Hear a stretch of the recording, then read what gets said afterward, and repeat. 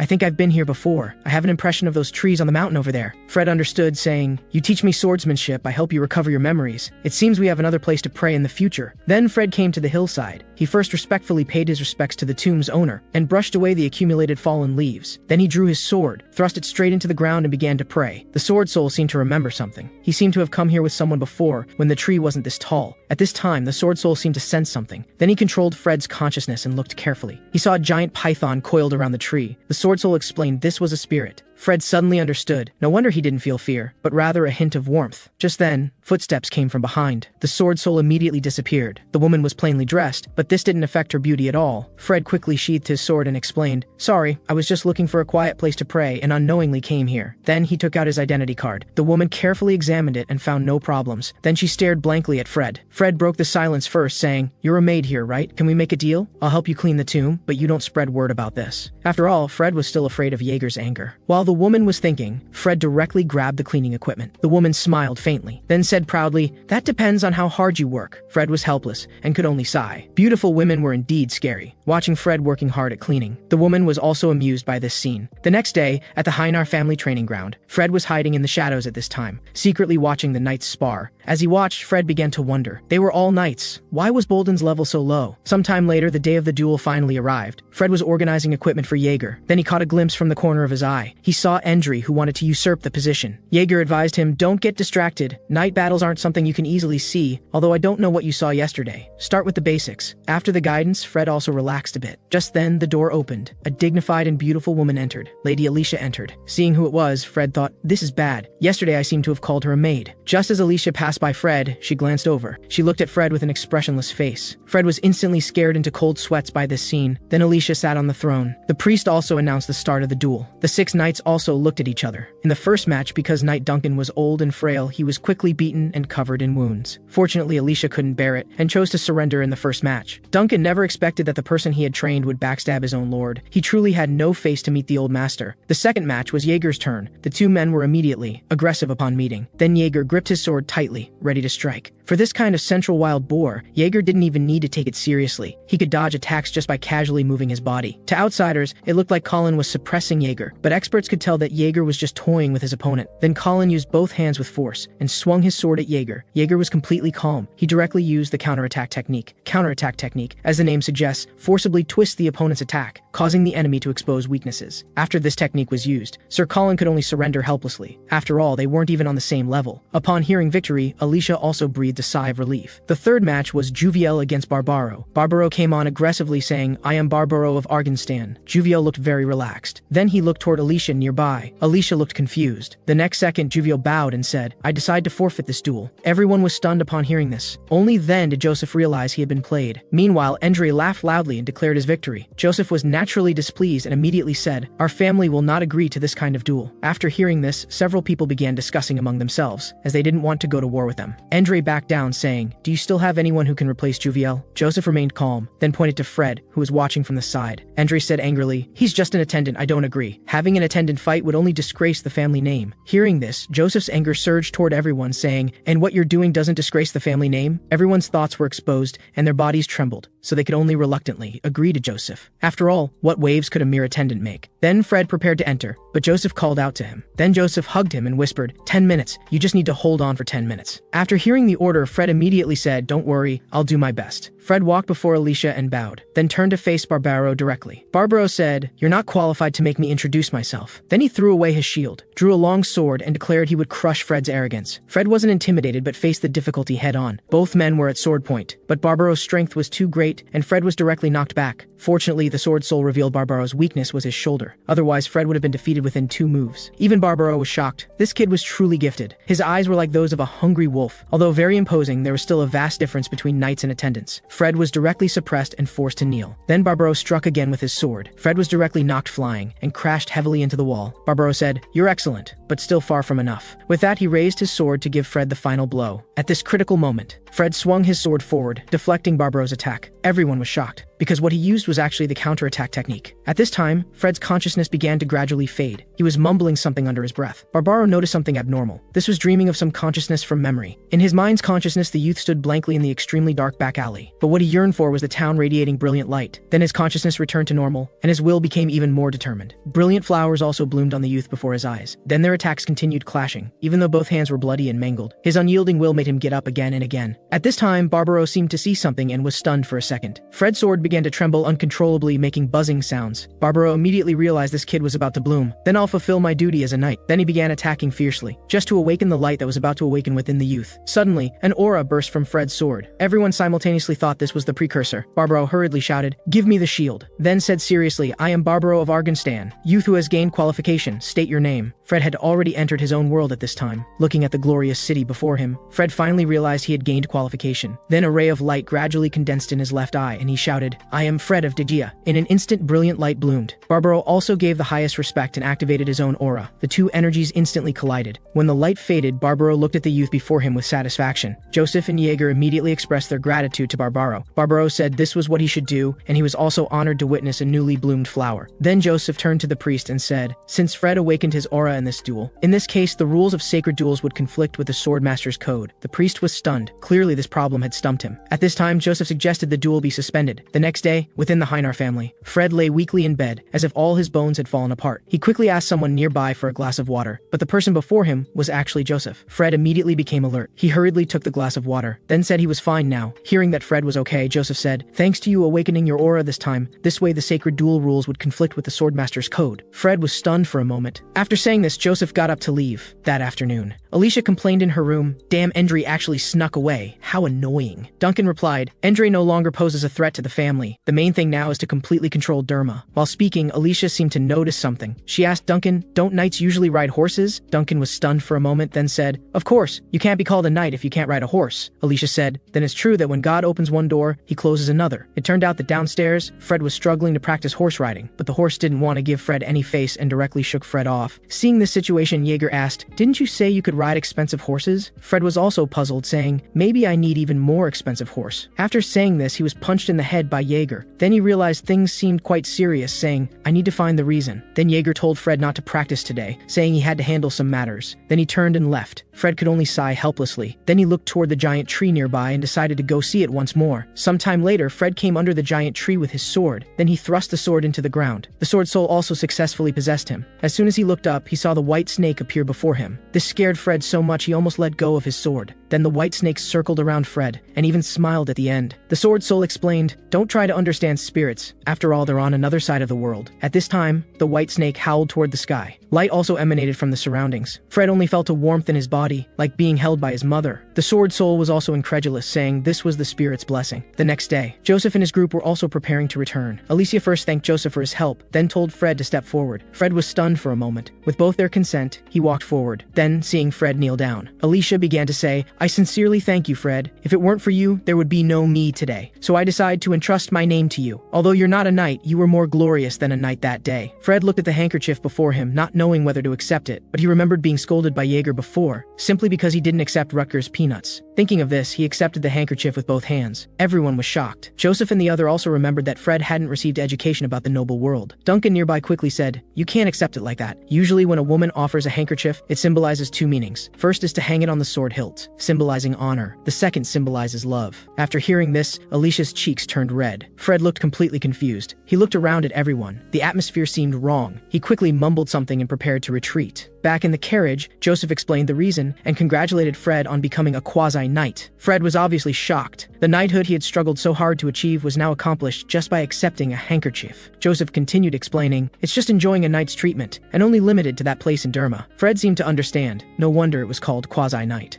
Just then, Fred alertly sensed something approaching. Sure enough, a group of people in black cloaks were attacking the convoy. Fred was about to draw his sword. Joseph beside him pressed down on him, said, "This is what I prepared before the duel began." The black-clothed men came before the convoy and all knelt on one knee to show respect. The leader held a bag of blood and said, "Lord Joseph, the mission is complete." Joseph looked at the blood bag, his face turned cold, then told the man to stand up. After standing up, the man glanced at Fred with his peripheral vision. Fred felt his hair stand on end as he was stared at, as if a python was eyeing its prey. After standing up, the man didn't linger much longer, showed respect to Joseph once again, then prepared to leave. Joseph noticed Fred's emotions at this moment. Joseph spoke indifferently. That blood-stained black bag contains the noble's world, a world of ruthlessness, cruelty, and merciless people. The scene shifted, and at this moment all the servants in the dining hall were discussing Fred's awakening of the aura. Everyone was incredulous, especially Sovaning and his followers. At this time, the door opened. Fred slowly walked into the dining hall. The crowd that had just been chattering suddenly fell silent, because they knew that Fred was no longer the same person as before. Fred felt quite helpless at this moment. Now he couldn't even eat properly, because many people were secretly watching him, this big star. Portly also expressed there was nothing he could do about it, estimating the situation would continue for another 2 days. Then Portly suddenly mentioned the servant's vacation, and suggested whether Fred wanted to go home with him. Fred thought about it. He seemed to have nowhere else to go. Seeing Fred still hesitating, Portly hurriedly offered unlimited roasted meat, and Fred was slightly tempted. Portly continued, "There are also horses. Haven't you been looking for horses recently? I heard another horse just arrived, and apparently there are several that are even better than the Jaeger Knight's horses." Upon hearing this, Fred's eyes lit up, and he immediately expressed that he would definitely go. Sometime later, in the training ground, Fred was sparring with Jaeger. At this time, Fred wanted to try the aura he had released before. Jaeger saw through his intentions, and told Fred to focus. Fred didn't listen to the advice. Seeing this situation, Jaeger instantly became angry,